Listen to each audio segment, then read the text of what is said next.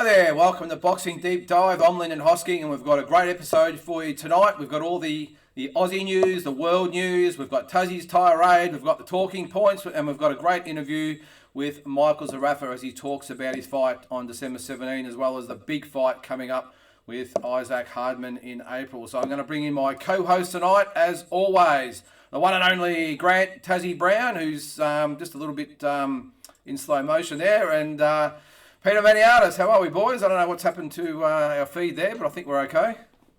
No, we're all good. We're all good. Looking forward to another good show, Lyndon. Going on, boys? It's been a big week, hasn't it? Yes, spoke to a good mate of yours today too, Angelo Hyder. Angelo, yeah. How's he going? Yeah, he's actually been training Ronald Quinlan just on the quiet, and Ronald Quinlan's fighting Draft Pack, and he said, "Where's the bookmakers?" I've heard that one. I've heard that one before, Angelo. He said, Is Angelo in Melbourne, Peter? No, he's up on the Gold Coast or wherever he's at Tweed Heads. But he said that Ronald Quinlan on the pads hits just as hard as anyone he's had on the pads, including Victor Oganov. And Danny Green, of course. But he hasn't come down with him for the fight, Peter. No, he has not. He has not. Yeah, okay. I did hear through the grapevine that he was training up there. So that's a real.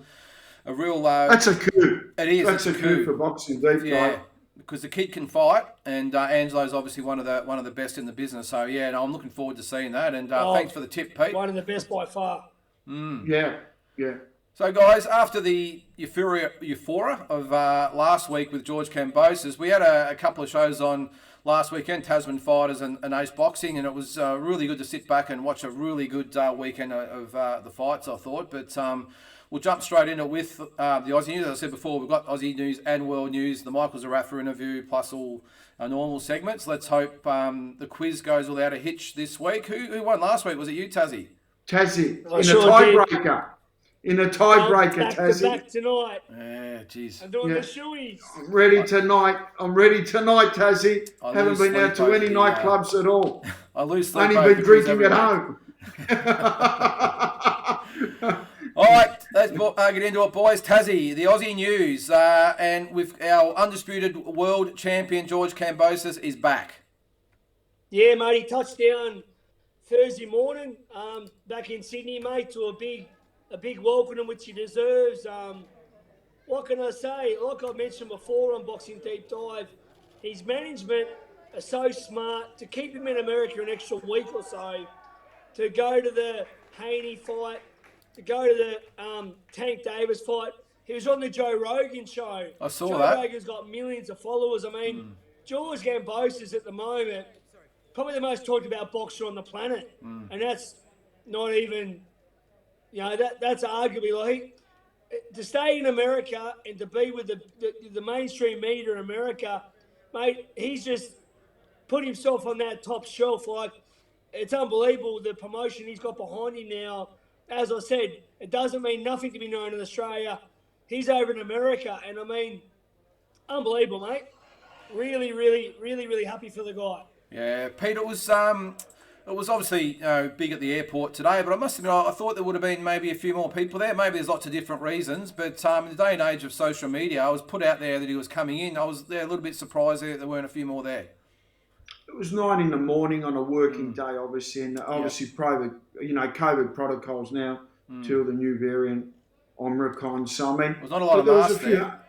A few hundred people there, and it was good to see George and Jimmy come out with the belts, and obviously they would have been on a long flight. And most of the people there seemed very excited. I saw George didn't knock back a photo, he didn't knock back an autograph. He spoke to everyone. So look, he's a humble champion, and I think now he's going to get the recognition he deserves from the Australian media. I mean, there's going to be no more snubs from Main Event and stuff like that, or we don't need any more tirades. I think now we need to adopt this guy as a mainstream media guy, and I think, he's the next superstar of Australian boxing. There's no doubt about that. This guy's Ulterior Gaddy with boxing skills. Yeah. He's everything we need, and he's only 28. So he's going to be around for a long time. So let's all take him to heart. Let's let's give him the popularity he deserves. And he had the good homecoming. I mean, obviously there's a lot of proud Greeks there. We see the Greek flag there and stuff like that. Most of them are Greek people, but it is what it is. I mean, the Russian people love Kostya. We didn't mind that. No one ever said anything wrong about that. And Timur's always got the Russian flag after every his fight in the crowd. So, I mean, we're all proud of our heritage, and he's a proud Greek Australian. He's born here and he loves Australia, and he's an Aussie, but he's got his Greek roots as well. So, and they seem to be at the airport. I mean, there was more. I noticed most of them looked pretty much like his own type of people, the Greek people. Yeah, it was. Which is why I doubt when they say 80,000. To me, it's not going to happen. Boxing, as great as this guy done, this guy deserved a victory parade through the streets of Sydney. 100%. But boxing isn't that mainstream. The general public aren't that behind it. So this guy had his family and friends there and whoever else, which is awesome. That's why I don't think the 80,000 is realistic. I really don't. I don't care if it's Haney or whoever it is. I think 30 to 40 tops. And that's just me being realistic. This is the reason why this airport today should have been closed down for this guy. But boxing, they don't care, mate. Boxing is not that popular, I'll tell you now. Nah, not as popular it was even back in the days when Costa used to come back on the plane and it was packed. But Tazzie, I don't know whether you mentioned the Joe Rogan podcast before, and I don't know whether you had a chance to listen to it. I listened to it today.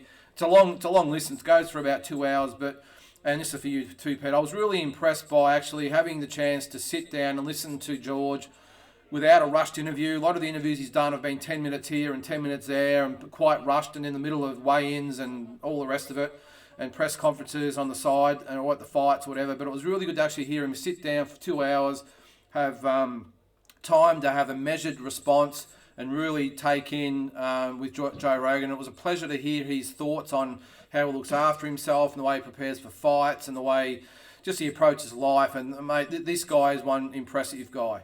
Athlete and person. He speaks.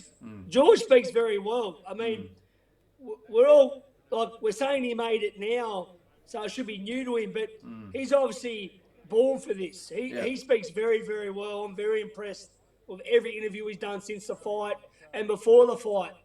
He speaks clearly. I can see he's a guy of the sport. He's a he's a journo guy. He's a historian. So. I mean, I'm very impressed with the whole way he's conducted himself. He's born for this, and he's very good. He's not just a fighter. He's a very good speaker.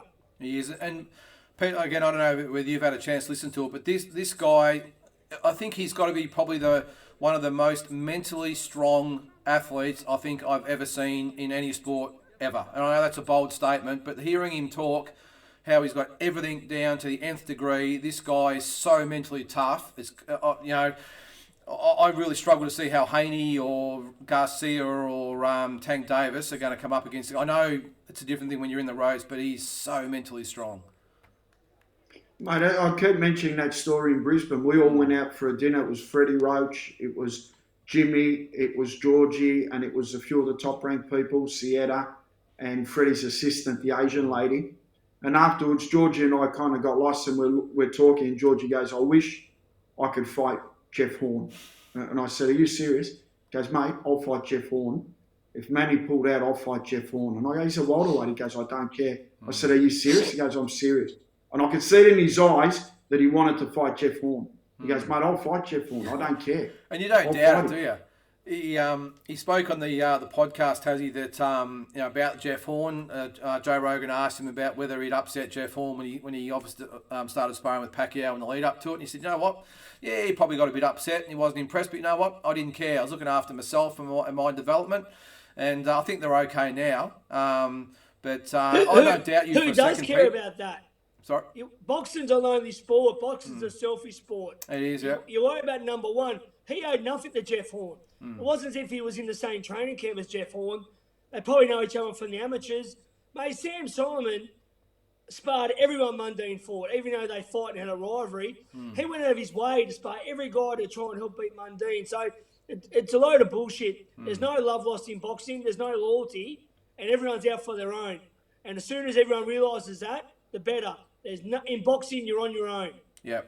Yeah, well, Jeff Horns wasn't going to pay the bills for him, was he, Pete, or get that experience for him. So, mate, if you're going to do 250 rounds at Pacquiao, you're not going to say no. And the thing that actually surprised me too, and made me laugh, when he fought Camille Bella, he got cut, and he was supposed to start sparring with Pacquiao, I think, 4 or 5 weeks later, and all he was worried about, so it wasn't the cut eye against Camille, it was it was whether he was going to get canned as a sparring partner for Manny. Yeah, look, George Cambosis, he's done it the hard way. He's always travelling on the road. He'll fight anyone in their own backyard. And look, now is probably the easy part because everyone accepts him now. If he had got blown away by Lopez, imagine the difference in his life. I mean, he might have been looking to fight on a local show here in Australia and do it the hard way again. I mean, that's how, the worlds are just touching and the difference between greatness. And now he's going to be in a position where he's going to become a multi-millionaire and dictate how his life goes. So, that's the difference between having a couple of houses, having 4 or 5 sports cars in a garage, having that much money that you can just tap the card and you buy your girlfriend a Versace bag if she's nagging you. Here's a Versace bag. I do that anyway, Peter. I know you do, Tazzie. And what did I say, Tazzie? I knew you'd end up in Hollywood. I said that, and you ended up on that Crime Stopping movie. What was that? Underbelly. We did. Underbelly 3. Yeah. Starring role. I played a heavy in the cross. Yeah, suits you well, Tazzie. Well, with George, I think we said it last week that how well he's fit straight into the superstar category. It's like he was born for it, and all the best to him. And hopefully we got some news on his next fight pretty soon. But we've got a lot to get through, Tazzie. And last weekend, they had the Tasman fighters card and Isaac Hardman to set up the Zerafa fight. Yeah, mate. Yeah, he had a good win. He saved him a bit of money because if it went to round 5, he would have had to shut the whole room. It cost him a bit. So he got him out of there in the 4th round, and look, he done what he had to do. Stowe showed a lot of a good credit to Stowe. Tough guy. He was there to have a crack, mate, and look, he done a good job, mate. He moves. He's 12-0 now, 10 knockouts, while Stowe moves to 6-3-2 with 4 knockouts, and mate, look, he's great for the sport, and this fight against Zeratha is the best local fight out there at the moment for Australian interest. 2 Aussies. They'll get it on next year. Yeah, certainly. Well, what do you make of it, Pete? I thought he just did enough. He got hit a little bit too much for me, but when you come up against maybe an opponent that you probably know you've got it over, it's probably easier to wear a few. How'd you find it? Look, I saw it as Hardman not respecting Stowe's power and Hardman just saying, look, I'm going to be in my kill zone and I'm going to just be throwing. If Stowe wants to throw back, good for him. If he tags me, but I'll be tagging him harder. And he kind of didn't show Stowe the respect. He was trying to walk through him. Yeah. And it sort of played in Stowe's hand because Stowe was countering him a few times. He had good movement. He was pretty durable. I thought Stowe copped some big shots and kept moving. But that fight is priceless for Hardman. If he had gone through the whole year and not fought and then fought, say, Zerafa in April and gone 6 or 7 months without a fight, it wouldn't have been good for him. Now he's had that fight. He's had to lose the weight. He's got the nerves out of the way. He got hit a few times. He hit Stowe a few times.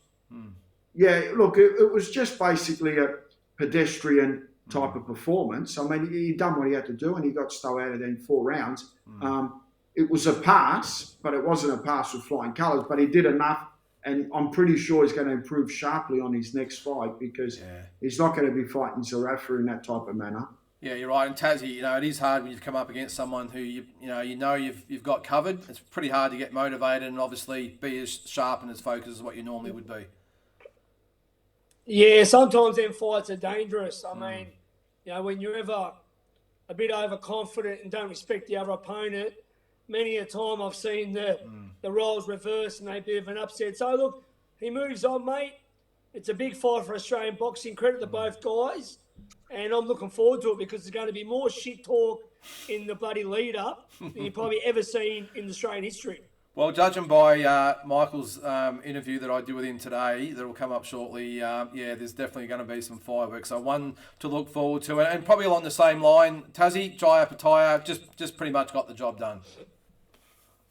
Yeah, mate. Like, I don't know what happened to Trent Broadhurst. I haven't been told what happened, Pete? His hand, was it?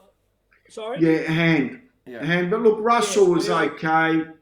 Russell done what he had to do. He filled in. Yeah. Look, he got the fight. He's in line for world title shot next year, the IBF, against one of the real super guys in the division, Breeders. Talking about Australia, whether that'll happen or not. But, I mean, look, he moves No, it will. I can... can say it will happen. March 23rd. It'll either be on the Gold Coast or in Sydney. Yep, beautiful. Because Joel will be on the undercard, so Camilleri. Beautiful. The guy that stole the show for me on the night was Dana Coolwell. Very impressed. Coming off a loss, he beat the very tough Miles Zawalski, 10th round knockout. But it's not about the knockout. It's how he boxed, counter punch, and just done it so easily. He reminds me a lot of Willie Kickett, Willie Kickett was a star of Australian boxing. And he's a typical Aboriginal fighter. So much just good head movement, great skill, footwork. Looks like he's got so much time on his hands. He done it so comfortably. And Zawalski was bringing the pressure, throwing bombs and in his face. And this guy's a talent, mate. I really rate this guy. Wow. I really, really rate. He really impressed me. Yeah, Pete, I was the same. And look, I think a few eyebrows were raised when he was taking on this. And this Zalewski's a quality fighter as well. But coming off a loss, which was pretty close, I think it could have gone either way the last time. But to have faith in him and himself to take on someone of Zalewski's, I think I've got that right. Is that right? Zalewski? Miles Zalewski. To take him on and really... not just beat him, really do a number on him. And as you're speaking there, I'm going to put his the knockout up because it was quite the punch. Woof. That is a massive left-hand. And in the 10th round as well. 10th round, yeah. In the 10th. But he boxed him all night, and then he steals the victory with a knockout. Like, beautiful punch. Yeah, it was beautiful, wasn't it, Pete? Yeah, spot on the money, wasn't he? And look, Dana Coolwell, he was an outstanding amateur as a junior. 16-year-old, was probably one of the best 16-year-olds in Australia. So, look, I know him pretty well as a fighter. I think he's going to go a long way. I mean, I think a guy like Dana Coolwell can probably go as well as any fighter we've got right at the moment, if he's handled correctly. And he's an old-school kid. I mean, I heard him say he was watching Lionel Rosen fighting Tirade on video and studying him. Yep. So he's studying all the old fighters. His loss previously wasn't really a loss. I mean, that could have gone either way. But the fact that he got 8 rounds in, I think it was an 8-round fight at that, high end at speed, that's what made him really perform well against Miles Zawinski because, an active fighter's a dangerous fighter. So he can keep rattling him along. 100%, Peter. 100%. Yeah, just sitting around and getting rust. That's when you're vulnerable. If you're always in the ring, you're fighting, you don't spar as much, you spar less because you're always fighting. You don't bounce up and down in weight because you're not having breaks. You're always active. That's the best thing you can tell a fighter. I mean, it's different when you obviously get the World Championship 12 rounds where you can only fight twice a year, or unless you're Canelo, still 5 times a year. But every fighter should fight 5 times a year, at this domestic level. You should have a schedule for 5 fights a year, at least 4. That's non-negotiable. That's what I love about Tim Tszyu as well. Tim Tszyu fights regularly. I had dinner with him last Friday night, him and Glenn. He's not going to wait whether this happens or not. He'll just keep fighting until he gets that shot. Though he's always active and always in the gym, mate. So, like you said, Peter, I say it all the time, especially lately. An active fighter, inactivity kills boxers, and an active fighter is a happy fighter and a good fighter. Yeah, no, I agree, and I think in another 10 fights' time, no one's going to remember that one loss he had on his blemish. It's a blemish on his record. I think it's a learning. It's a throwback to the old style of fighters that weren't worried about their O's. That just, like a Jake LaMotta, lose to Sugar Ray Robertson in the ring a week later and beating someone else. It's a throwback to the old style much respect for it. No, I agree. And sorry, Pete, go ahead. I was going to say, I remember in the old days with Keithy Allison, we used to have a prospect, he'd be 5'6" and 0. And I'd say, Keith, it's a 50-50 fight. And Keith would say to me, listen, mate, because I'd manage him back then and Keith had trained him out of his gym. He'd say, listen, mate, it's hard training Superman. And I go, what do you mean? He goes, mate, sometimes if I lose, I realise they're not Superman. They listen more. So I don't mind if I have a loss early. That's what he said. And I said, yeah, I'm not, mate, as long as it's a 50-50 fight and they can learn from a loss, it's not a bad thing. And Daniel Cornwell, he exactly did that. He had his loss, readjusted, and he came back. He looked $1 million. Copped it and moved on. And just before we quickly move on, again, getting back to the Joe Rogan interview with George Cambosis, he did mention that George's pet hate is this whole obsession with zeros in boxing, whereas UFC, there's nothing about wins and losses. Well, wins, of course, but if someone loses, we just move on to the next one, and that's the big difference. So it was a good point. Tazzie, pretty impressive young girl on the card again, Taylor Robinson. Yeah, mate, she's back on the winning list. Beats the tough colleague former over 8 rounds in Emma's decision. So, yeah, it was good to see. Same thing. She suffered a loss to Shannon O'Connell, and she bounces back with a win. So, congratulations to her. Yeah, Peter, I was really impressed by her boxing skills, and that Kylie Fulmer's a pretty tough girl as well. And I think she's the only probably concern I have for her is going forward is whether she's going to sit down on her punches a bit more for the power. But she's a boxing skill. She's one of the best I've seen in quite some time. Yeah, outstanding. It was a great fight too. So, I mean, we're all looking forward to the development. I mean, she's going to keep getting better and better. She's got a good team behind her. So, as we said, activity inside the ring. Get her active. Get her fighting. Yeah. Improve her. Get her to 10, 12, 15 fights. Let's see where the ceiling is. And the great thing at the moment too is there's so many other girls around that weight, and one of them we're going to talk about a little bit later on. That was on the Ace Boxing show, but yeah, some good girls are getting around out there at the moment, and some really good domestic matchups hopefully coming away next year. Andrew Hunt, Tazzie, against Ben Kite, probably didn't quite live up to expectations. Yeah, I've always rated this guy. I mean, he had a good win over Luke Woods. He stopped Woodsy. He beat Kite last time. He's had a few good. It wasn't impressive this time. I think he's gone away from certain things. I feel like he tried to rush his work. He crowded himself. Kite obviously came more prepared this time. Like Steve Jealousy, he didn't have a southpaw in camp last time, but I wasn't overall impressed with him. I think he might get a bit carried away in his own hype, and I think he trains trainers, I heard too, maybe. But he did. Yeah, it was a bit of a very scruffy fight.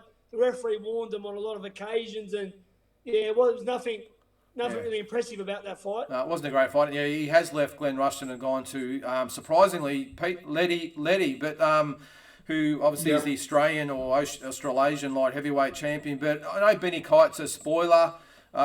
He can make fighters look pretty ordinary. He just does what he has to do to get the win. But I think Andrew Hunt, like Tazzie said, I think he's trying too hard. He tried way too hard to knock out Benny Kite, and it really detracted from his performance, I thought. It was a really dull fight, I thought.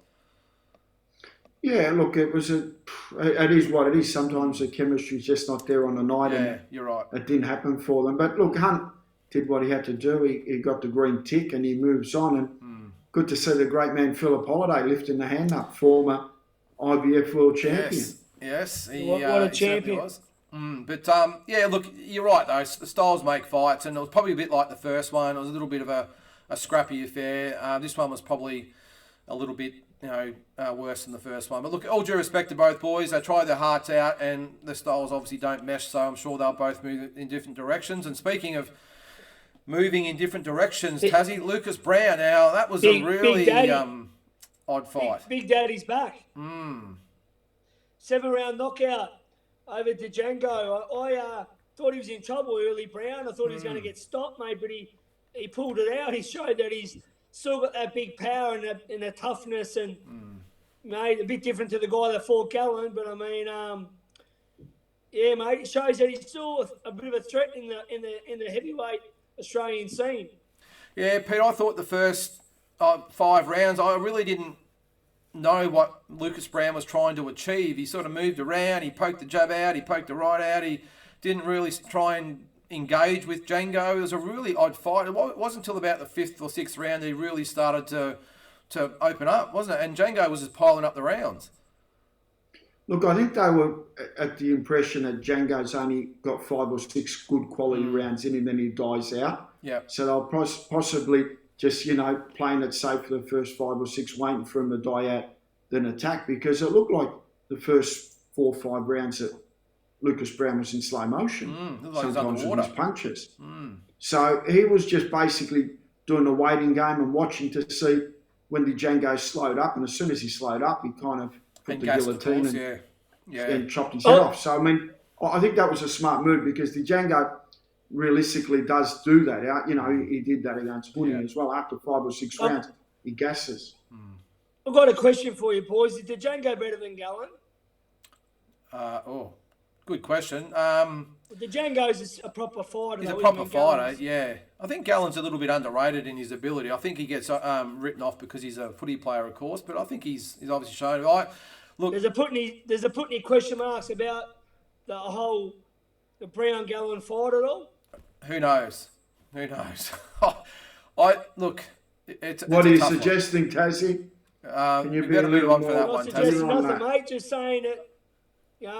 I wouldn't dive into that one, Tazzie. Let's just move on. But look, my thing with... Oh, okay, all right. A bit of controversy, Linda. Let's get those bloody ratings up. All right, Tazzie. Okay. I do agree with you, though, Tazzie, that I think we all wonder how he went down pretty quick that night. That's all I'm saying. How a guy that's won a version of the world heavyweight title goes out there and gets wiped out in 2 minutes by a rugby player. Look, who knows? But the thing is, with first of all, I'd like to know how he gets a WBA Oceania title shot after getting wiped out in 1 round in his last fight. But come on, Lyndon. I know it's the WBA, who's Pete's shots after losses, favourite sanctioning body, but the thing is, the WBA is good, no doubt. I mean, you use any sanctioning body that works in with your fighters. How does it get sanctioned though, Pete? I know it's another talking point, but how does a guy who gets knocked out in 1 round? He's a former WBA heavyweight world champion. Doesn't hide the fact that he got knocked out in 1 round in his last fight. But that's a different talking point. We can go through the... That's boxing, Lyndon. That's boxing. I know. We can go through the worth of all the sanctioning bodies at another time. But one thing I will go before we move on... Let's talk about a real fight now. Yeah. Enzo DiCarlo, Ace Boxing Show. Yes, let's go on to that one. Fight of the year. Floyd Mason, decision over Mark Flanagan was a ripper for the Cruiserweight Australian title and Australasian title. This was a war. This was an absolute cracker. Yeah, it was a ripper fight, and it was a great thing. It was pretty much come straight on. I think the last 3 or 4 rounds of the Luke Woods-Tyson Best fight was on straight after Isaac Harmon's fight, and then this fight, you're right, 100% right, Tazzie. This is what Australian boxing should be about, and the focus on these types of shows, because, and I've got a little bit about this in my talking point later. But this fight, Pete, was just a great recognition of the Australian and Australasian cruiserweight titles. It was. I mean, you had Flanagan, who's fought for a world title, and you had Floyd Mason, who's an up-and-comer, born-again Christian. Yep. Came in from New Zealand, based himself in Perth. Now he's based up in Queensland, lives inside. Why does it matter what the East Side Gym? Peter? Why are you afraid the East Side Gym. What's that? Why do you throw the religion in, mate? Why does it matter what religion? Well, Chock does it every time he speaks, and you don't say anything to Chock, do you? Eh? And all your other mates that say Allah, you can't say that. Allah Akbar. Alhamdulillah. Yeah, when you pull Chock up, mate, you can pull me up, actually. All right, boys, let's get back on topic. All I will say, Tazzie, is that my admiration for both boys was sky high. Look, Floyd Mason was the more polished, or Mason, I think is how they pronounce it. So polished, really impressed with his boxing skills. But Mark Flanagan, this guy is as tough as tough. I mean, I got so much more respect for him now at that performance, because he just dug in, he gritted the teeth, he waved him on. It was a ripper fight. I've got a question, boys. Straight boxing question. Yeah. We say Jai Patay is number 1 in the country, as the cruiserweight. Mm-hmm. Who's the best out of Floyd Mason and Jason Wheatley? I would say Mason. is better. It would beat. Why Jason isn't Waitley fighting these guys at the moment? Well, I'm hoping. Look, hopefully next year with Because he's with Tasman Fighter. Yeah, I can add. Waitley will be fighting on a Kings of Combat show that I'm involved with March the 5th at MSAC. He's fighting Patrick Androdigi, who's a tough African heavyweight, big cruiserweight, small heavyweight. He's with Marcos Amato, as we say. But really, Waitley's just signed up a contract with Tasman Fighters now, as Lyndon would know. And they're going to try and bring him along. So that fight won't happen because Tasman Fighters and Ace Boxing don't get on. They don't do business. So I don't think that fight's going to happen. But Floyd Mason, lives at Eastside Boxing Gym. He's one of the nicest persons you'd ever want to meet. And, this guy's going places. He's really going to make a lot of statements in the sport because he's boxing 24/7 and he's a terrific prospect. It was great too because beforehand they had a little bit of a documentary on both guys. Now I knew a little bit about Mark Flanagan, obviously been around for quite some time. I didn't know a lot about Floyd Mason. I think I'm pronouncing that right, so apologies to Floyd if I've got that right. But I didn't really know a lot about him. But actually to see a bit about both boys and to see him get in there, and it was a great fight. And what you said about Jason Waitley, Pete, I know it makes sense, but that's what is wrong with boxing. You've got these two great young prospects who aren't going to fight because the promotional companies don't get on or they're going on different paths. I understand the way boxing works, but this is what is holding boxing back, not just in Australia, but all over the world, Tazzie.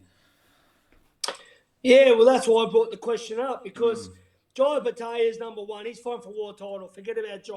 Yep. He's there. We've got George fight for a world title, So but these two guys are there. I just want to know who's the second best cruiserweight in Australia. Who is? I think this bloke. Yep. I don't know, mate. Waitley's a very good boxer. He's a really good fighter. And I'm sure he'll give Mason all he can handle. I just think his boxing skills might be a little bit too much for Jason. But don't get me wrong. On the other hand, Jason can bang. If he hits you, you stay hit. So anyway, that's why. Fair question, wasn't it? Fair question. Fair question, of course. And Jason is an Olympian as well. Yep, and a great guy and a very good fighter. So, look, as a boxing fan, I would love if Anzo DiCarlo and Mick Francis sat down and broke bread and made this fight happen. I don't see it happening because, of course, they're on the different career paths, but as a boxing fan, I'd love to see it. We'll get Jason on the show. I'm a dear friend of Anzo DiCarlo's. I'm sure Ange will be open to a phone call because he's a very reasonable man. Yeah, well, Pete, first of all, you're right. I'd love to get Jason on and Floyd as well at some stage if that was the case. And like same Tazzie with Angelo because I think he's pretty underrated in what he's doing up there. But we've got to quickly move on. There's another fight on the undercard. Your man Tazzie has done it again. Done it again, mate. Lukey Woods, the road warrior, goes anywhere, anytime, any place in their backyard. And he's just gone back-to-back within 6 weeks, 2 big underdog wins. And I'm so wrapped for him. So now he's the Australian and Australasian super waterweight champion. That's so happy, matey. Great performance again. He beat the tough Tyson Best. Good fighter too. Yeah. And so was the other guy, the hot shot up-and-comer, whatever his name was. Yep. Yeah. So, mate, Luke could have faded off into the sunset, but he didn't after the loss to Hunt. He backed it up. He trains in a small backyard gym in Latrobe in Tasmania with his dad, Craig. And, mate, couldn't happen to a nicer guy. Like he's fighting career best where he should be at the end of his career. So, mate, just keep the train rolling, Lukey, on your brother. Yeah, no, it was good, wasn't it, Pete? He had the loss to Andrew Hunt and then the back-to-back loss to Joel Camilleri as well. And he's probably looking at where's my career going then. But he's had 2 ripper wins in a row over Ethan Law and now Tyson Best. I heard that was a bit controversial too, I was told. Was that? Okay, well, that's a different story. But this is a really, really good news. He's just made that one up. It was a real good news story, wasn't it, Pete? I love Jolie. Jolie's a good kid. No, look, they're a great family, the Woods. They're great for boxing. I'm so happy to see them winning and doing what they do because they travel on the road and, they're just they're great amateurs too. And I don't know Olympian, the other Woods yeah. Olympian. Yeah, there's a Jackson brother Woods. as well. Yeah. Jackson, So I mean, He went to the Olympics. yeah. So I mean, look, it's good to see where it's going to end up for Woods now. How far can he go? I mean, can he start avenging some of these losses? Because we saw Wade Ryan late now in his career starting to get some type of bloom really from a guy that would fight. Put them together. Yeah, that could Two be a southpaws. possible match up down the track. I'm pretty sure. I mean, that southpaws, put them on no limits. Yeah, well, the other one too I'd like to see is a possibility is Benny Mahoney or Mahoney, I think it is how you pronounce it. That'd be another great fight as well. Luke takes his own. I'll put money on it now. They're the Tasmanians sticking together, eh? Luke takes his own. Bring it on. I'll promote that fight myself. See, Pete, you can take the boy out of Tazzie, but you can't take Tazzie out of the boy, can you? Never. Now, Tazzie's fired up tonight. He's really fired up. See this? The Tasmanian Lion. Okay. Is that the Tasmanian Lion? I thought it was a Tasmanian Devil. No, that's totally somewhere else, Peter. Okay. Hey guys, one more thing. The Aussie news is not on your run sheet there, Tazzie, but I just sort of thrown in the last minute. I saw a young girl on the undercard too. I think we all recognise the last name. Her name's Jasmine Parr. She's the daughter of John Wayne Parr, and she was another very, very impressive young girl and could be a potential match-up for Taylor Robinson down the track and a host of other girls. But it's great to see. What weight, Lyndon? She's super flyweight, so I think Taylor Robinson's going small. down. But she can probably go up to bantamweight, but it's a ripper fight. What do you think, Lyndon? What do you think when you see that photo? What do you mean? What do you think, Tazzie, when you see the photo of Park? You know what I think? That would make a top poster photo. What's that MC photo bombing it in there? He should have just kept right out of there. You're going to have to edit him out of there. Photoshop him out. He's just trying to sneak in. It's a good photo. But yeah, look, I was really impressed by her. I thought she boxed. And the girl she fought was tough as nails as well. It was a really good fight. And I just think it's good for female boxing in Australia that, we've got probably half a dozen really top-line girls. Well, her father, Wayne Parr, is combat sport legend of Australia, mate. And what a the world, Tazzie, the world. The world. Real good guy. So while we're talking about girls, there's a girl in Tasmania, mate, Mousy Jacobs, still the current WIBA Super Featherweight World Champion. She might have lost her last fight, but she'll be back April 30th in Tasmania, and she's still got a lot of fight left, that girl. So she can still beat any featherweight, super featherweight in the country, in my opinion. Yeah, well, she's it's just probably a shame that she's not a couple of kilos lighter, because there's some ripper fights around that bantamweight to super bantamweight area. But, I know. But look, I just think it's great for boxing in general that the girls are, there's not one or two and they're fighting, imports. They're all fighting each other. I know it's because of COVID as well, of course, but just some really great talent coming through. And it's great that she's gone from Muay Thai into boxing, like Isaac Hardman went from MMA into boxing and some others. So yeah, I think boxing at the moment in Australia is thriving, and this is more proof. So huge. So it's good. Huge. All right, boys. Well, one last thing in the Aussie boxing scene. It's as I said at the start. It's Michael Zerafa. He's got a big fight. Well, not such a big fight next week, but he has got a big fight in April against Isaac Hardman. He has got a tune-up fight next weekend. Really great catching up with Michael, and here's what he had to say about his career at the moment and what's coming up. Michael Zerafa, welcome to Boxing Deep Dive, mate. Thanks, brother. Thanks for having me. Mate, you've had a pretty eventful year. It's amazing that you've only had the one fight this year against Anthony Mundine, but it's probably fair to say this has probably been your most eventful year of your career. Yeah, it's been crazy. Obviously, the pandemic slowed everything down. We just wanted to get in there and fight basically everybody, but the virus basically didn't allow us to do that. So it's good that we're back to normality now, and training camp's been on point, and I'm just excited to get back in there and just be on the big stage again. Yeah, I bet you are, mate. Well, as you said, you got a fight next weekend against, I'll just pronounce his name right, Silavini Nowai. I hope I've got that right. So that's on the Sam Labruna card next week. So after the year, mate, it just must be great just to finally climb those ring steps again and just hop in there and get back to business. Well, that's what I wanted to do. I wanted to get in there and we didn't even need this fight. I told Sammy and the team, I said, look, I just want to get back to having a fight date there, back in camp mode, dieting and just basically working towards a fight. A lot of people say it's a tune-up fight. I don't like saying that because I respect every fighter. But it's more just for me mentally ticking over and getting back to where I was. And then obviously the new year coming, we've got Isaac Hardman. Which I'm looking forward to. I've never wanted to punch someone. I've never wanted to punch on with someone as much as him. So it's going to be good to finally shut him up.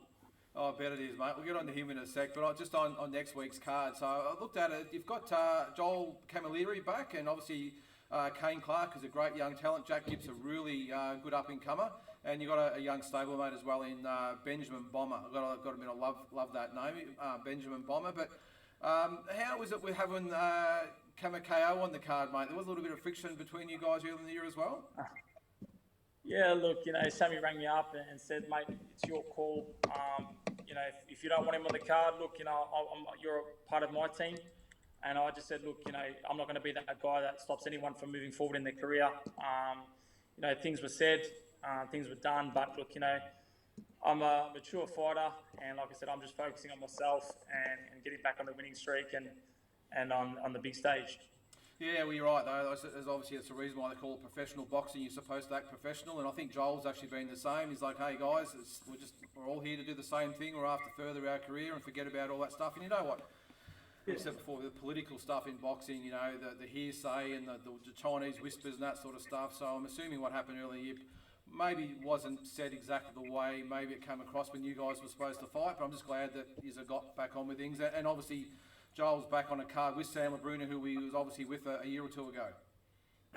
Yeah, well, look, I was with Joel yesterday. He was sparring young Benji Bomber, and look, there was no hostility. We were talking like nothing would happen. But I mean, look, things were said, and I guess it's boxing. He just jumped on the bandwagon when things were hot with me, and everyone was against me. So, that's the sport, I guess. But again, like I said, for me, it's just getting back out there and putting on a show for the fight fans and building myself back up. And I've got a lot of statements to prove now. A lot of people have doubted me now because of what happened in the past. So I'm coming out there with bad intentions and some statements to make. So, mate, just tell me about the year that's, we mentioned it's been an eventful year. Just exactly how tough has it been? I mean, I observed the social media thing. I don't get involved in the whole pylon. How hard was it after the events of earlier in the year with the Tim Tszyu fight? How was it, I suppose with your mental health-wise and everything else, seeing some of the comments that were online that were directed at you, which were pretty inappropriate, I thought? Yeah, look, it was pretty tough, but I just learned to switch off. I was just surrounding myself around the right people, my team. And look, I said, we knew what actually happened, So these guys that are writing, A, B, and C on the internet have no idea what was going on behind the scenes. And, the world was in a pandemic. Everyone, they're making out like I was the only fighter to ever pull out of a fight. And it wasn't like we pulled out a fight because we were, injured or scared for that matter. Like, we're in a pandemic. Things weren't delivered. There was exemptions that were meant to be provided for my team and stuff like that. And like I said, it was just near impossible to get over there with a full team. And, we just asked for a bit of postponement, and that obviously didn't happen. So, but credit to No Limit, they're doing great things with Timmy. They're throwing great events. And like I said, if Timmy gets a world title shot, bring it home. If I get a world title shot, I'm going to bring it home. So, it was pretty tough, but, like I said, it was just a lot of he said, she said stuff. And, what actually happened was, like I said, the world was put on pause, and, it just wasn't suitable for us, especially with a fight that caliber. You got two of the best going at it. It's different if you were flying an international opponent that, had a crappy record, but, you got two of the best going at it. I at least need my team there and proper exemptions to be provided. So, I think it's people a classic case of there's always two sides of the story. I've always lived by that way, and I think in this case, I must admit, I did have a bit of a laugh when the people out there saying you were scared to fight. I mean, I know you pretty well, and I know you well enough to know that you're not scared of these types of situations. And whatever reasons there was, I'm sure that they were well founded. 100%, and that's another thing too. People say I was scared and stuff like that. I was like, mate, say whatever you want, but I've fought everyone. I've been around the world in their backyard, and to say that I was scared of fighting guys like Tim Tszyu, who I truly believe I can beat, on a good day. So, but look, they're doing great things, and my path's set for me, and his path's set for him, and again, whoever gets a world title shot first, bring it home. Let's move on to the big announcement. Well, actually, it hasn't been officially announced yet. It's been all over social media and it's on Box Week at the moment. But I'm still obviously waiting for the official announcement. But Isaac Hardman has finally come around. And how's the fight actually sort of come about? Because I'm assuming maybe 12 months ago, this is probably not really a fight that you would have had on your agenda. 100%. Even now, we laugh about it at the gym. We say, look, this is a fight that we actually don't really need. I'm in front of him in the rankings.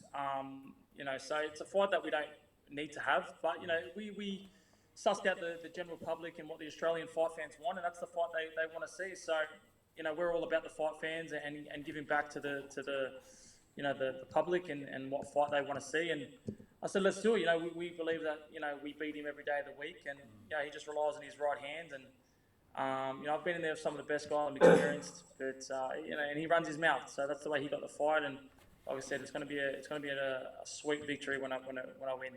Yeah, we spoke about it on our show last week, and must be it's really a fight we're looking forward to, because we had Isaac on a few weeks ago. And let's just say he's not shy in coming forward. But the fight's scheduled for Wednesday, April 6th. Does that mean we might be back on Fox or main event? What's it looking like at the moment? Yeah, look, we've mended our bridges there. We've said we were sorry for things that happened that were out of our hands, and it wasn't in our intentional desire to do that to them. So, look, I think things have mended on our end. I've just filmed a documentary for 30 minutes on Fox Sport, which will air soon. So look, I'm pretty confident that we're back on Fox Sports main event. That's a fight, again, everyone will gain from that. Yeah. And I'm super excited. Like I said, I'm really looking forward to that fight. I was just saying the other day, I want a war. It's been a while since I've been in a war, and what way better to punch Isaac Hardman in the face? And look, I'm sure he's a nice bloke outside the ring, but there's no friends, there's no love in the glove, and he's gone personal a few times, and now I'm just sitting back, letting him talk. And he can be the Zerafa in this fight, and I'm just going to sit back and when it comes fight time, I'm gonna knock out his two front teeth. Yeah, well, one thing I will say, having met both of you, is very, very similar in certain ways. And you probably don't want to hear that, but from meeting both of you, very nice guys outside the ring. But when it comes to this, business is business, and we've got to sell tickets, we've got to get it on, and I think the build-up's going to be just as entertaining as the fight, I think. But that's great about Fox Sports, because I suppose at the end of the day, business is just business, isn't it? 100%. And like I said, it wasn't our intentions to go out there and make anyone out of pocket. Again, they got to understand that there's two sides to every story. We're in a pandemic, and we were put in a situation where we're involved in the biggest fight, but going there, 70-30. We want to at least go in there 60-40, 50-50. So at least we got a chance to win. So unfortunately, it didn't go our way, and that's in the past. And I've moved on for that, and I hope everyone else has. And I'm back. They're trying to punish me for something that was out of my hands, and it's sad. Because all I'm doing is trying to give back to the fight fans, and that's why I'm loud and try to bring the fight scene out there. So look, I'll get over the next week. Hopefully all goes well there, and then like I said, it's war with me and Hardman. It's personal, and I'm coming there I don't give a shit about the belts. I'm coming there for his head.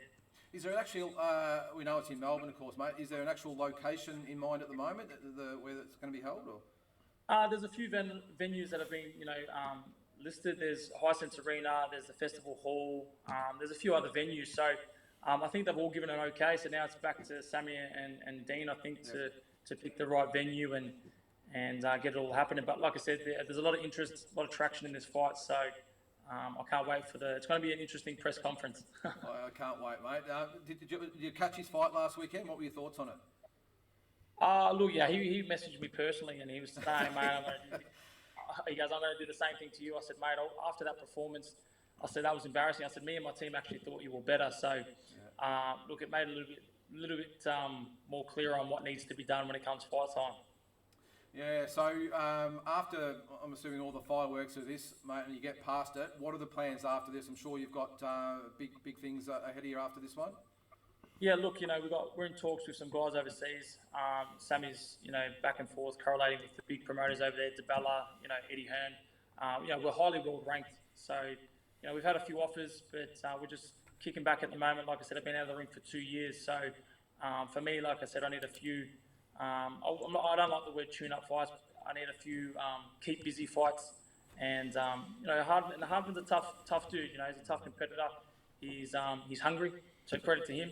But like I said, I'm out there to prove something now and make statements, and I'm coming for his head. Yeah, no doubt, mate. Well, it'll be interesting to catch both of your thoughts in the lead up to it. Mate, before we go, the George Cambosis situation, how you've obviously watched the fight. What are your thoughts on that for Australian boxing? I mean, we've obviously had Jeff Horn a few years back, and who would have thought only 2 years later that you'd be doing the same to him? How big is Cambosis' win for Australian boxing? Huge. Probably the biggest win ever. I was speaking to him the Friday before the fight. I just sent him all the best, bring it home, and he did exactly that. And I couldn't be proud of him. He's trained his ass off. He's come from the bottom and worked his way to the top. So he's made Australia proud. I'm proud of him, and like I said, full credit to him, man. It's well deserved, and only bigger things for him to come. Yeah, no, it certainly is, and I see he arrived home today. So that must be great for fighters like yourself and others at that international level. And I suppose every now and then we just need a reminder that Aussies are just as good as the fighters on the world circuit, and we can do it. Jeff Horn obviously did it 4 years ago, and now Cambosis. So as I said, does that really put a spring in your step for when you get another opportunity? 100%. Like I said to even my team and everybody, I said, it's actually motivated me because me and Georgie are very similar.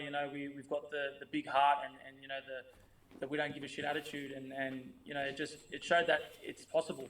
And he defeated all odds. Everyone was against him. He had the whole world against him, and like they did against Jeff Horn. But when I fought Jeff Horn, it just shows that if you really want it, it can be done. So that's why I'm taking this fight and then building up slowly back to the top. And like I said, I'll get over next week, get over Hardman, and then back with the big boys where I belong.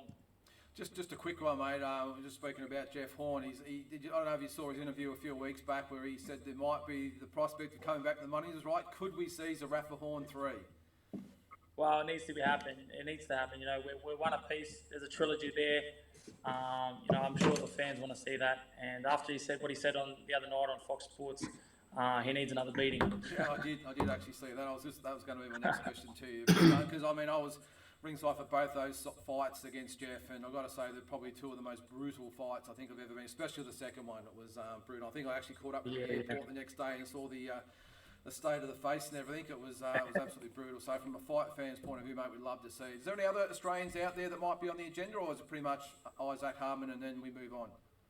Yeah, look, I've cleaned out my backyard. I said, look, the Tim Tszyu fight, there's a lot of interest in that still. And our point needs to be proven. He thinks he's the best. I think I'm the best. But like I said, we're in two different divisions. My path's set my way, his path's set his way. But our fight's more for the Australian public. Yep. And besides that, I've cleaned out my backyard. There's obviously the trilogy with Jeff Horn. And I've beaten everybody else. But, there's a lot of up-and-comers. There's Ben Marnie, who he's a real respectful dude. Liam Wilson. There's some good dudes, that are still growing. Yep.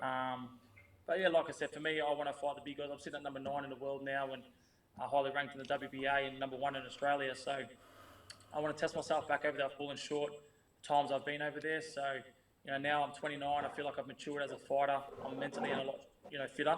That's George's age too, isn't it? I think he's 28 or 29 now, isn't he, George Cambosis? So he's 28, turning 29, so the same age. So, and the 2 years in the pandemic that I haven't fought, I've really worked on my mental state and just getting the body and mind right and really maturing as a professional. So, I think it's going to show when I fight. And, the first step is the 17th next week and then on to bigger and better things. And next year, mate, 2022, Melbourne's been so scarce in the last 2 years, but all of a sudden, Melbourne's going to be the hotbed of Australian boxing. You've got your fight, and then there's talk that Tim Tszyu's going to fight in Melbourne. There's talk George Cambosis is going to fight in Melbourne. So who knows, Melbourne next year might be the home of boxing in Australia. Slowly taking over. It's good, it's good to see that, obviously Georgie's bringing the attention back to Australia. The rivalry between me and Tim and me and Hardman, it's turning heads. And that's what it's all about. At the end of the day, like I said, I'm sure all these blokes off camera, out of the ring, I'm sure they're great family guys, and you could probably have a beer with them. But when it comes to boxing and the business side of things, there's no friends, and I truly believe there's no love in the glove. And I'm there not to make friends. I'm there to make statements and punch people's heads in. And and that's what's going to happen. I like that. Love in a glove. That's no love in a glove. I like that. Well, mate, we'll leave it there, but really appreciate you coming on. We look forward to maybe early in the year in the lead up to the fight. I know there'll be plenty of press to do, but it'd be great if we could get you on for a quick chat in the lead up to the Hardman fight. Best of luck next week, and I'm sure all of Australia can't wait to see that fight in April. I appreciate it, brother. Thanks. See you. Thanks, mate. Doing great things. See you, buddy. Well, there it is. Michael Zerafa talking Isaac Hardman in March, and obviously his fight next week. What do you make of that, Tazzie? You're obviously a Tim Tszyu man. What do you think of what he had to say there? Oh, look, man, it's not about being a Tim Tszyu man. I mean, look, Tim Tszyu, for anyone that wants to know, is like family. I mean, I've known his dad since I was 18. I've known Tim since he was 2. Tim's like a brother out of boxing. Michael's a great fighter. He's a hell of a nice guy. Obviously, it's good to see him. Good to see him back, and the Hardman fight's one of the best fights out there because it's not only is it interesting who's going to win, but there's so much hype. They're both flamboyant guys, and I love the flamboyancy. I mean, Mundine is not he's one of my favourite fighters and dear friend because I love that. That I'm an Ali guy. I'm a Floyd Mayweather guy. I love people talking it and backing that up. So, mate, look, it's good. Look, when you get Michael one-on-one, mate, he's a hell of a nice guy. He's a true gentleman. And, look, he copped a lot over that. I don't blame Michael one bit. It's his team. And he stuck with his team, so that shows a lot of loyalty. But, look, mate, I wish you the best in the future. And, obviously, every fight you can't really underestimate any opponent, as we know, but he should get through this one. And then him and Hardman, mate, it's redemption, I guess, with Fox Sports and all that. And I'm sure that he'll do well, mate, because, look, he's a gifted boxer, mate. He's fought some good fighters.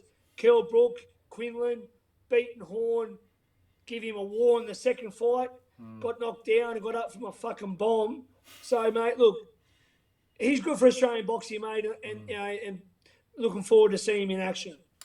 What are your thoughts, Pete? You know Michael better than anyone. Have you seen him sort of, apart from probably Jeff Horn, of course, have you seen him that focused on, in his words, knocking his 2 front teeth out? Look, I think he's just maturing as a person, and he's been a pro now for close to 10 years. So obviously, he's getting to an end where he understands the sport very well, and it'd be an interesting fight. I mean, it's probably a fight, as he said, he doesn't need, but it's also a fight that you do need because he's probably going to get a good payday. How many people can they get there, Pete? How many people do you think they can get there in Melbourne?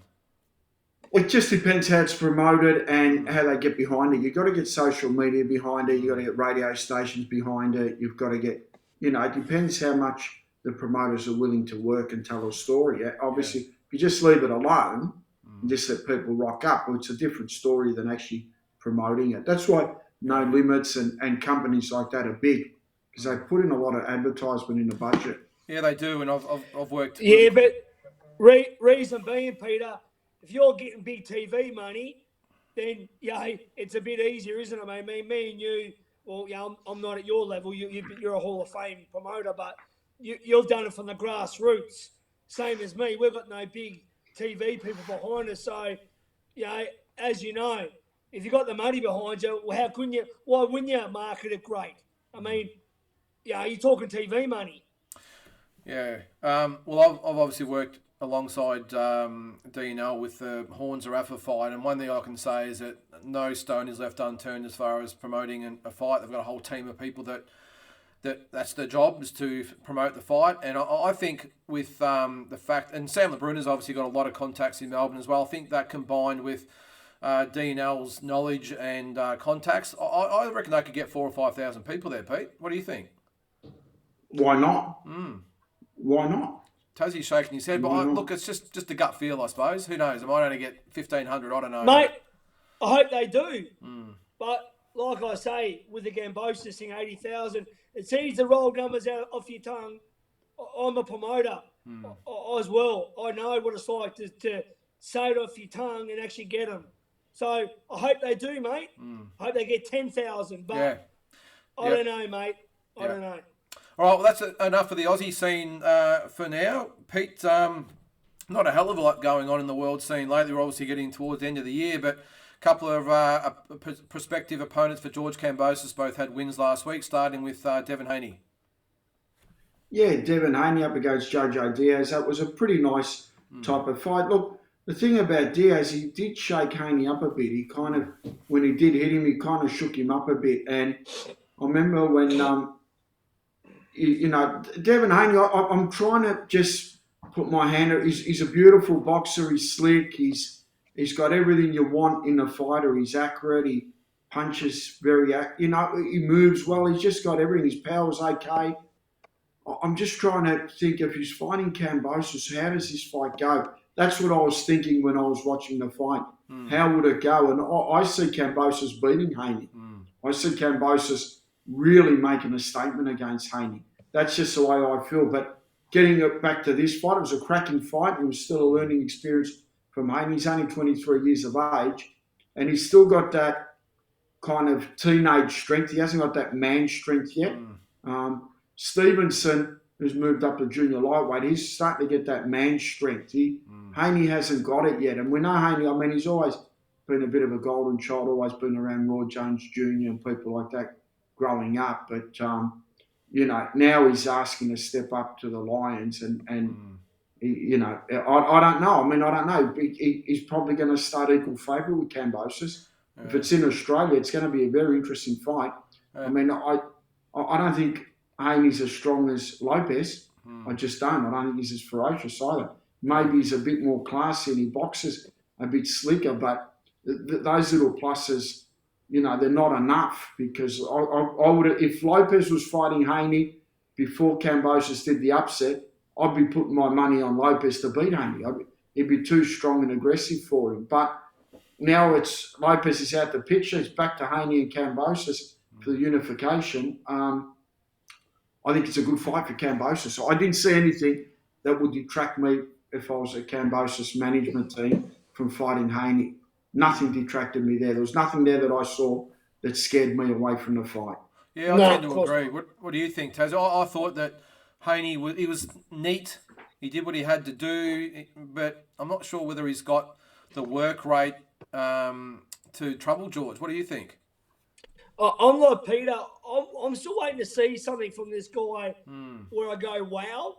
Like, as Peter said, he's been a golden child. He's been around Roy Jones Jr., Zab Judah, Floyd Mayweather as a young kid. I heard about him when he was an amateur. He decided to turn pro instead of trying to go to the Olympics. So, look, he's always destined to be a world champion. And he didn't win it the way you usually win it. But, look, he's still a very elite fighter. It's sort of funny with this lightweight division because they're all very young guys. Now, George is a bit older, 28. I think Tank's probably a bit older. But Lopez, Haney, and Ryan Garcia, like Peter said, look, they haven't got the man strength, but also their mental strength too, the immaturity. Now, George won that fight probably at the first press conference now we look back. He was in his head from day one with Lopez. And Haney, again, if it's a dog fight and who wants to win the most, George is going to, hands down. Haney has silky skills, and I can see Haney maybe turn into Floyd Mayweather one night if he's got the chance to do it. But I don't know if we're going to see it. Like, I feel like he could go to that Mayweather versus Gaddy and look amazing, and but, mate, with George boxing and punching, he's not just a box. He doesn't just go forward. He doesn't just box. He's both. He's in and out. He's got a good defense. In Australia, in America, maybe Haney, probably like we did with Lopez, we have him favourite. But in Australia, George is very tough to beat, mate. And I think he could probably take Haney's heart, unless Haney has that night where he turns into Floyd. And when I say Floyd, I mean a typical African-American slick counter-puncher like Floyd did. But if it's a dog fight, and we know George will make it a bit of a dog fight, mate, I see nothing that bothers George. I still think Tank, even though Tank didn't have a great night the other night, Styles Make Fights is the man to pretty much to worry about. But apart from that, George is in the mix, mate. I mean, Haney, Garcia, it's a young division. I'd be more worried about Linares, someone like that, a veteran guy that could punch than Haney or Garcia. Well, the other opponent last weekend, Pete, was Tank Davis. He got the win over Isaac Cruz, and some people saying he's a little bit lucky to get the decision. Yeah, Sean Gibbons in Cruz's corner was very confident before the fight. Look, Tank Davis, he promises the world, every time he goes around, you expect something. But, I mean, he won. He's got the ability to be in the pound-for-pound top 10 list, I feel, if he really, really got into it. But I've just got a feeling he's going to end up another Broner. I think he's got too many distractions. Too many distractions. He's got people onto him. I mean, boxing's such a hard sport, especially at that level, and he's getting big money. Has he got the hunger? He just seems like he does enough to win just on his ability, and he does get by. It was a tough fight, and Cruz he's a world-class tough opponent, but Haney wasn't what we're waiting for him to be, a top 5 pound-for-pound fighter, the next star of boxing that Floyd thinks he's going to be. The way he's going, there's going to be a night when someone knocks him off. So that's how I feel for Haney. I just feel that he's marking time on ability. Davis. Davis, sorry. I think Tank's marking time on ability. And I think when he really thinks about it and he gets into it, I just think he's got the skills to beat anyone. I mean, he's a southpaw, he's slick, he's got everything you want in a fighter, but it's what's happening outside the ring, how much hunger has he really got left. They're the things that he probably needs to look at if he wants to be a pound-for-pound star. 100%, Peter. Look, he's from Baltimore. He's in the ghetto sort of lifestyle, like Broner. They've got so much distraction, so many people in their team and fans, and trouble with, gangbangers, domestic violence, being around all these rappers. And it's a real mess of a scene. Mayweather was around it. Mayweather had a lot of troubles too, but he come out of it because he's just a next level. But, I could see him going down the path of a Broner. I think he's got everything to be a top 5 pound-for-pound too, like Peter said. And it's a shame if he does go down that path, but I feel like, as for this fight, styles make fights. As a fellow fighter, it's harder sometimes when you fight a shorter guy. Taller guys, Tank has been fighting lately and been knocking them out.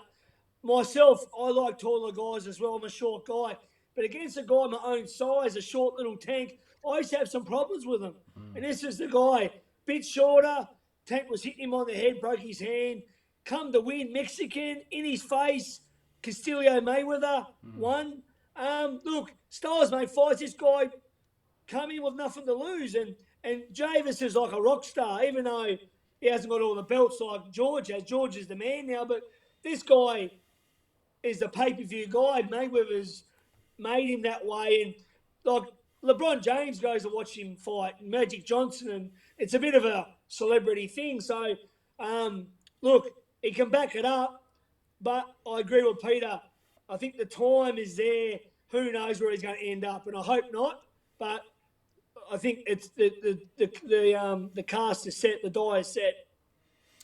Yeah, no, that's right. Well, that's probably a bit about it for the world news at the moment. I know there's a bit of talk about Tyson Fury's or Dillian White's been made his mandatory, but we'll cover that in the new year. That brings us on to your segment, Tazzie. And it is Tazzie's Tirade. What have you got for us this week? Look, I hope no one takes offence to this because I have massive respect for everything George Cambosis has done. He went over there and beat the man, has got all the belts, and, mate, I wish him nothing but the best. And this isn't about him. It's just about all the people, like the boxing experts, Facebook people, columns and all that. You can't have one fight and defy and disrespect every Australian fighter that fought by saying he's the best Aussie ever. Not by one fight. Lopez We don't know how Lopez is going to come back. He might have been a flash in a pan. We don't know how big that win will be. And that's no disrespect. I know he beat Loma, but it is what it is. Mate, Jeff Fennick beat Mexican champion after champion, Zeratha, Villasana, mate, Collages. He beat Daniel Zaragoza. Daniel Zaragoza won the world title 5 fights later and won another title about 6 fights later, then knocked out Wayne McCulloch, who was a young gun. So I'm very big on what a guy does after you beat him. Does he just disappear or does he become a world champion again? Lionel Rose. I mean, Lionel Rose won in Japan against Harada for a proper 2 belts. It was only 2 belts in against a pound-for-pound, 2-division Hall of Famer. Johnny Famishon's win against a great Cuban. Caravas's win back then. It was only 1 belt, so we're talking undisputed. Ron Richards, a lot of people won't know his name because he died young, but I reckon at one stage he could have beat, Archie Moore, or he knocked Archie Moore down. Dave Sands died young. He could have beaten Sugar Ray Robinson at one stage and beat many, a future world champion, Cowboy Bob Olsen, Turpin. Les Darcy died young. They say he had the middleweight title, but there was an Australian and American version.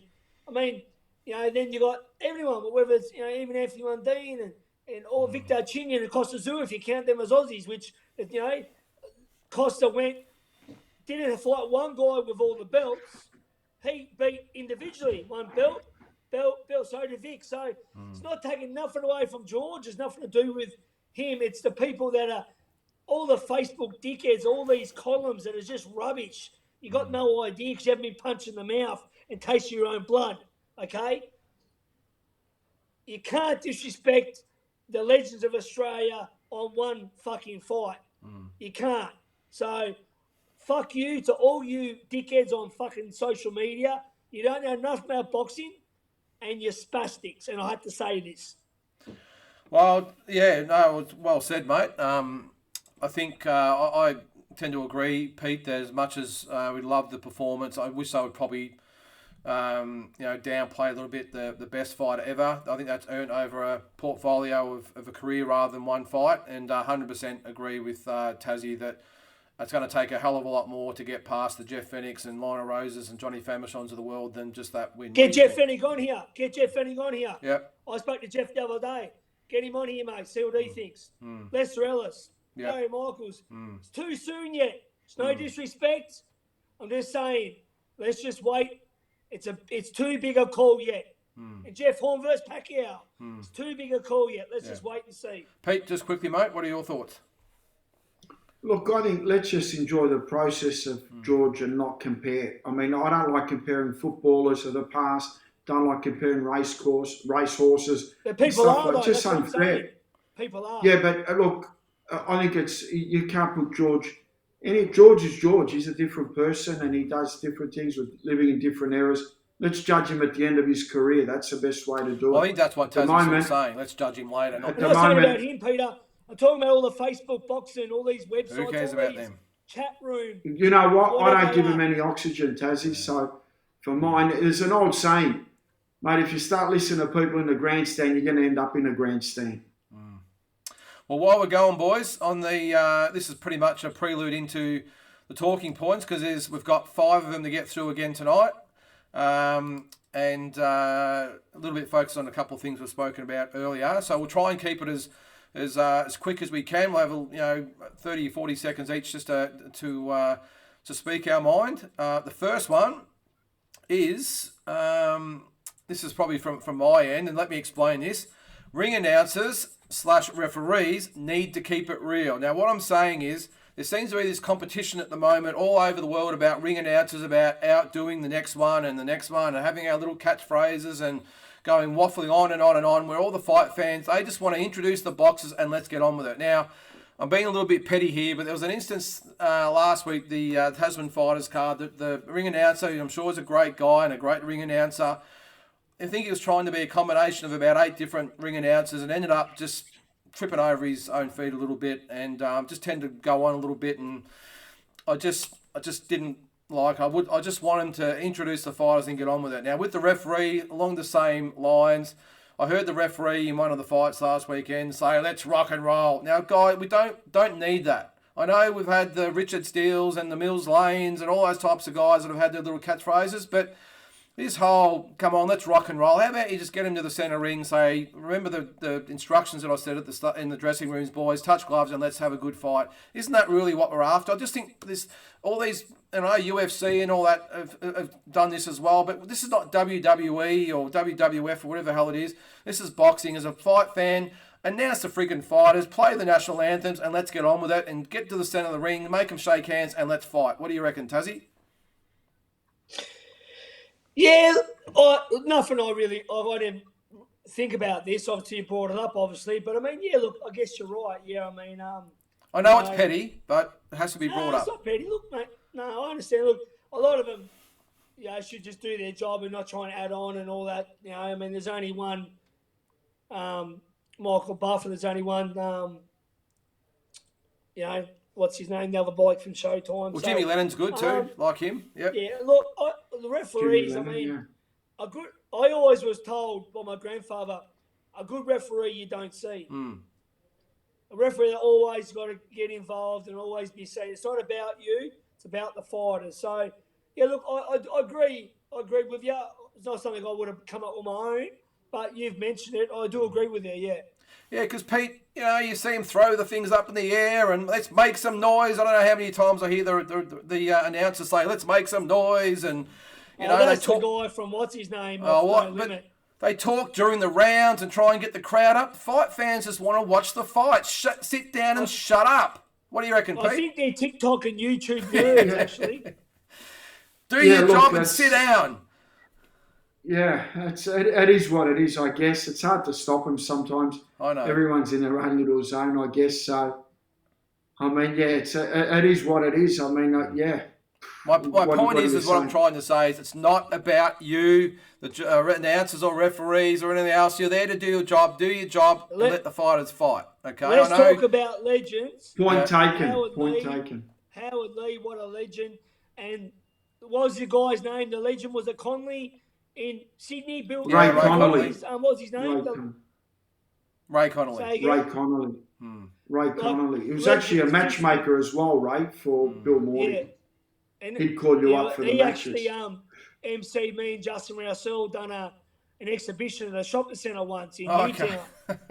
In Marrickville Metro. And yeah, look, they're the days of the legends. These new guys, an absolute butt pirates. Well, they're all just trying to outdo each other. But anyway, that's my little soapbox moment. Let's go into talking point number 2. Little bit what we just spoke about. Who gets the shot after last weekend's performance? Is it Haney or Davis or someone else? Tazzie? Yeah, look, I've had some good boxing minds like Mike Tamura. Sort of suggest that George should have a voluntary defence. There's no rush. You're the man now. Come and fill a stadium in Australia and, call some shots. He doesn't got to rush into it. George seems like he only wants the best. So he's gone and confronted Haney, and that's an easy fight to make, you think, because Eddie Hearn promoted his last fight and they're willing to come to Australia. He's got the, one version and George's got the rest of the, the belt. So probably the easier fight to have. There's no way Davis fight's happening. Floyd's not doing it. Al Heyman and Showtime aren't doing it. So forget that for now, in my opinion. It's either Haney or someone in the top 10, when the smoke clears, as you know, it's never on till it's on. So don't get fooled by these names. They can sit back with his team and go, look, let's just do the number 3 or the number 2 guy from blah, blah, blah. We don't got to pay him so much. And let's do a defence and build our brand more. Don't be surprised. Pete, what do you reckon, mate? Does one of those 2 guys get the shot or is it someone else? If I was a manager, are we predicting what they're going to do? Well, if you were George's management, who would you pick out of these guys? Haney, Davis, or maybe a Lomachenko or whoever? I'd probably be picking Lomachenko. Yeah, me too. Because he's probably the guy that suits George, and it'd be a massive fight. Pick a big venue and put the fight on. I think it's a win-win. Yeah. And Bob would do that too, Bob Arum, because he likes Australia. Yeah. And you know, Peter, you do that. Serious question for you. Given your relationship with George and his dad, and being a fellow proud Greek, was there any talk about early on any management at all? Like, was there any, like, say when before he fought Ogilvy or before he fought, like, I mean, you would have known him for a while. Was there ever a chance? No, what happened was in Kuala Lumpur in Malaysia, we're all sitting back. They were there a week, obviously. George fought on the undercard, and me and Jimmy were talking, and he said, look, we're going to get Ferocious Cambosis promotional company up, and we want you to be part of the company, matchmaking and running the events. So we spoke about that, but then obviously they went with Diabella and went another way. But if I were going to promote in Sydney, obviously I was going to be involved. So, look, I'm sure they would have probably spoken to other people as well, and you always get offered parts and stuff, and I'm just happy George went the way he went, because it's all worked out well now, and you know, you have to promote. He did fight an amateur card, didn't he, Peter? Yeah. Yeah, he did. Yeah. He did. Just my little 2 cents too. I think Lomachenko would be the one that would give him the best opportunity to get as many people there as what he thinks. Again, I don't think they're going to anywhere near 80,000, but I think Lomachenko would be the name that would draw most people to the... I actually forgot about Loma. I should have mentioned Loma. So anyway, we go on to talking point number 3. Quick one, boys. Zeratha versus Hardman. Who wins and why? I know we'll probably talk more about it in April, but first impressions, Tazzie, who have you got? I think Zeratha's boxing IQ, skills, and his experience, fighting the quality fighters, like not just local Australians, but Kell Brook in his backyard, Quinlan years ago, the guy in Russia, 2 fights with Jeff Horn. I really like Hardman, but I just think Michael's got too much skills and he's too easy to hit, and we know he's got power, Isaac, but Zeratha's not a walkover. I mean, Zeratha, has got a good chin. I mean, he got up against that bomb against Horn and survived the round. Got dropped twice. It's not as if he's a walk in the park. I just think he's got too many tools, I think, and he's too experienced at that level. And, so I have to probably go with Zeratha on points. Yep. What about you, Pete? A difficult one. I mean, Hardman's only had 12 pro fights and really hasn't had an amateur background. Zeratha, obviously, I think he had 17 amateur fights and had close to 30 pro fights. So the experience is with Zeratha, and he's also travelled abroad and fought some good names. So, look, if a fight's going to be in Melbourne, obviously, is what it will be. And Zeratha's very hard to beat in Melbourne. I mean, if I was promoting Hardman, I'd get that fight away from Melbourne. Zeratha's one of those kids that doesn't travel well. He wants it, but in his own backyard. It's like some footy teams. I remember in the old days, you'd beat St Kilda by 100 points, but you go to Moorabbin and they'd be hard to beat in their own home ground. And Zeratha's the same.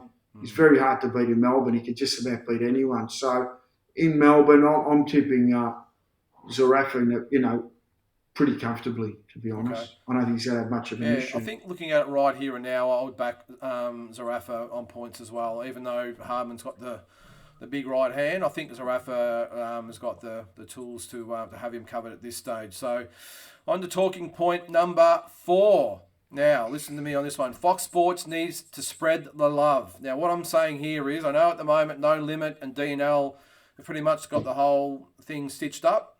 After seeing last weekend's show with Ace Boxing, I think Angelo DiCarlo has done enough to warrant a show. I know in years gone by the way, and you're probably better to talk about this, Pete, a lot of promoters in the past have taken the TV money and put it in the pocket and put on crap shows, and which is why Fox Sports are a little bit gun-shy now, and they want to give it to established companies like No Limit and D&L.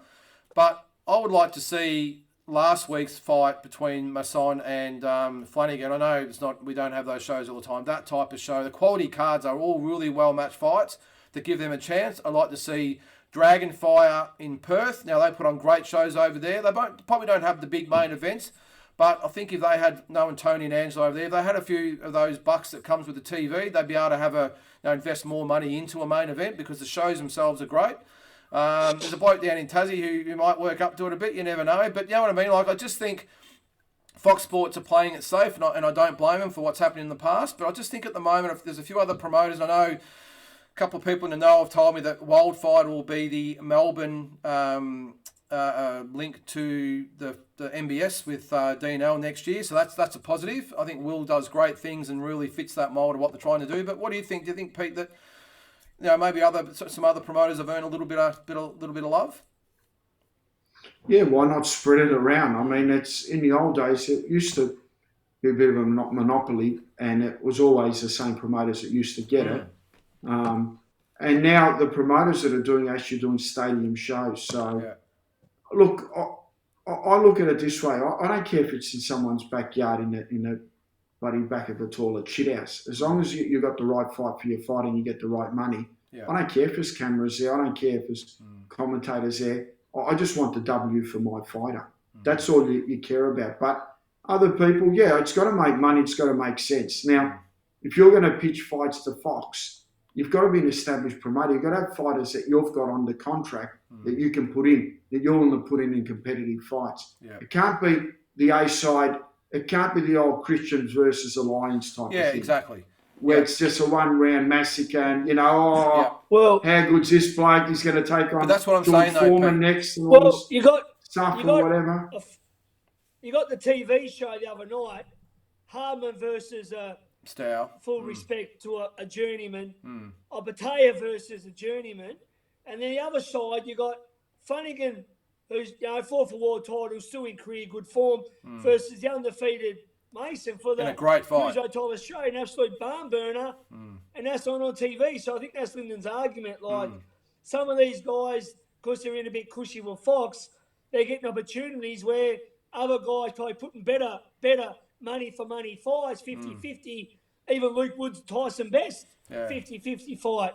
All these, so look, I told you last week I wasn't impressed with that Tasman fighter Fox card. I wasn't. It didn't do nothing for me. No disrespect to him. I don't know him, but I'm just saying, like, so I do agree, Lyndon. Like, they should spread the love. But both shows are on the same night. That would have been impossible for Fox. That's another thing. To view two shows on the same night. I mean, you've got to get promoters talking. If it is a Fox show, at least separate them a couple of weeks apart, and Pete, then give Fox an ability to be able to cover it. Yeah, and even if the promoters aren't talking, the Combat Board know what's going on. I know in Melbourne or Victoria they allow two on the same night. I think the Combat Boards have got to say, you know what, let's go one per night or one per, whatever it is, just so that they spread it out. Because you can go two per night, but if it's going to be a Fox show, how can you have two Fox shows on the one night? That's not what I'm saying though. I'm just saying that it needs to be. Last week was an example of. It was just a shame. They obviously didn't communicate and they put on the same night. It's hard even for the people that cover the fight, all the social media outlets and the app, the sites and that to do that. It was hard for them to be at both. But what I'm probably just saying is that I'm not saying all promoters here, but there's some really good promoters like the Anjo De Carlos and the Tony Tolgers or Dragonfires of the world that put on really good quality shows. That with a bit of TV money could, and Will Tomlinson's another one, to take that TV money and they know they'll invest it in the card, not just have the A side as winning all the fights and whatever. Just put on really good quality cards. So anyway, that's that one. And the last one, I'm really keen to talk about this one. Could Melbourne become the undisputed champion in 2022, Pete? We've got Hardman and Zerafa in April. Tim Tszyu looks like having his next fight here if the American thing doesn't turn out. Then we've got George Cambosis looking to have his first defence here. So all of a sudden, after 2 years, we discussed it in the interview with Zerafa, Melbourne's going to be the home of boxing again. Oh, mate, I wouldn't get too carried away, Lyndon. You're talking Three about big fights. George Cambosis and Tim Tszyu. They're Sydney-siders. They're Sydney-siders. They're most likely going to be based in Sydney and flying out of Sydney. I think Zerafa and Hardman, I mean, that will be in Melbourne. But Cambosis, I'm told, will be fighting in Sydney now. He'll be fighting in Parramatta I at think the new Zoo's stadium fighting in in April.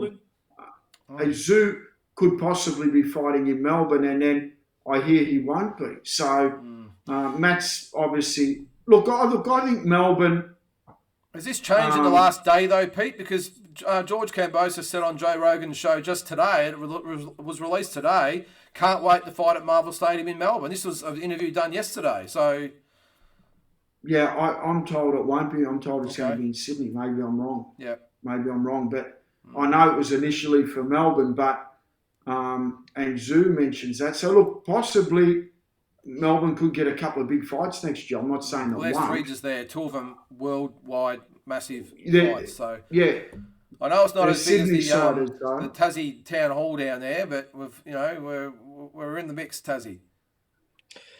Well, it is what it is. I mean, if I had the money, some of these promoters, I'd be doing some really big things. I mean, I've done good for an ex-fighter to chuck on 16 shows and promote in the same venue as Archie Moore fought at back in 1938. So it is what it is, mate. Tassie's Tassie. There's not a lot of money down there. You haven't got the population like you do Melbourne and Sydney. But I mean, we have a crack, mate. We're a bit more like Bendigo, Lyndon, to be honest with you, Tasmania, mate. But speaking of that, mate, look, I hope it does come to Melbourne. Melbourne's my home now. I love it. It's a beautiful city. I lived in Sydney. I lived in Tassie. I call Melbourne now home. I think boxing has always been a great boxing state. I feel like New South Wales has always been a step ahead. But Victoria's always a great, proud state, the Festival Hall. And I love to see big fights back here because we're known as a great sporting nation. Our sporting capital is Melbourne, always. Well, if we get those three fights in Melbourne, it'd be massive. So let's see what happens there. Well, we're on to our last segment now, guys. It's the one everyone hangs around for, and the one I'm talking about is, of course, the quiz: Tazzie Brown versus Peter Maniatis for all the belts. Last week was Tazzie who got over the line. We'll quickly go over the rules. We've got 10 questions, 9. Got to say something, Lyndon? Yes. I think I'm the undisputed champion. I think Peter does have like a Devon Haney, like a email version of a title. Well, let's see tonight. Might be famous last words then. So we've got 9 questions, and then we've got a Who Am I? First 5 questions are all Aussie-based. The other 5 are international questions based. If you say your name, I will be the judge to say who was in first, regardless of what you think or who was first. I will be the judge. And if you get it wrong, there's no going back. You're out. The other one gets a free crack at it. And if no one gets it right, well, we move on. Full answers, please. So if it's a question about a particular fighter, I don't want first name or last name. I need both names. Okay? Does that make sense? Let's get into it. 5 questions. Aussie wants to start. We're going to start off with a nice, easy one. I better be right on the ball here. Number 1. What was Jeff Fennick's nickname? Tazzie. Magvamola. That's right. That was right for Tazzie. 1 to him. Number 2. How many successful defences did Jeff Horn make of his title? Tazzie. Peter. 2. 1. Successful defences. He beat Gary Corcoran and then lost to Terence Crawford after that one. Number 3. So 1-0 for Tazzie. Actually, that was wrong. You should have let Tazzie answer I was just going to say that. Hopefully it doesn't go down. I apologise, Tazzie. I'll give you a free... And it was only a 1... I apologise. Yeah, it was only 1 successful defence. I was right. Yeah. The second one we lost it in. But apologies, Tazzie. I was thinking differently. How many world title defences was he in? I'll think of another question. That should have been that one. If for you, Tazzie. Number 3. Who did Costa Zoo beat to win his first world title? Tazzie. Jake the Snake Rodriguez. That's right. 1995 at the MGM Grand. Super lightweight world title. That's right. Or junior welterweight, which way you want to say it. Number 4. What football ground hosted Fennick Nelson 2? Tazzie. Peter. Tazzie. Who? Tazzie. Victoria Park. Incorrect. Peter! Yes, Peter. Princess Park. Yes, right, at Carlton, the home of the mighty Blue Boys. That's right. So 2-1. Number 5. Who gave Anthony Mundine his second loss? Tazzie! Yes, Tazzie. Manny Siaka. Correct. Of course, the first one would have been easy. That's Sven Otke. The second one was Manny Siaka. 3-1 for Tazzie. Into the international questions. Who did Shane Mosley beat to win his first world title? Tazzie! Yes, Tazzie. Philip Holiday. Certainly did. The IBF lightweight title. Come on, Pete. That's 4-1. Number 7. How old was Canelo Alvarez when he made his debut? Peter! Peter. 15. He was 15, exactly. 15 years of age. My youngest son is 15. Jeez, it's hard to imagine. 3-2. Number 8. Name the two heavyweight belts that Larry Holmes had. Hang on. What? 4-2. 4-2. 4-2. Apologies. Name the two heavyweight belts that Larry Holmes held. Peter! Peter. WBC and IBF. He certainly did. WBC and IBF. At different times, of course. Number 9. What was the nationality of Hector Camacho? Peter! Peter. Puerto Rican. He was Puerto Rican. Oh, no. That's 4-all. Tiebreaker again, Tazzie. Tiebreaker. I'm on fire. I'll get this tiebreaker, Tazzie. I know I will. Who am I? Serenity now. Ah, jeez. I was born on January 10th, 1973. After winning... Hang on, Linda. I missed it. Sorry, I was mucking around. Can you start the question again? Who am I? I was born on January 10th, 1973. After winning 5 amateur national championships, I turned pro in 1990 at the age of 17. After winning my first 19 fights, I won my first world title in 1993. After 14 successful defences, I unified my title in 1999 against another future Hall of Famer, where I won a hotly contested 12-round decision. Peter! Yes, Peter. No, I don't know. You're out. Tazzie, you get all the clues. No. I'm going to go...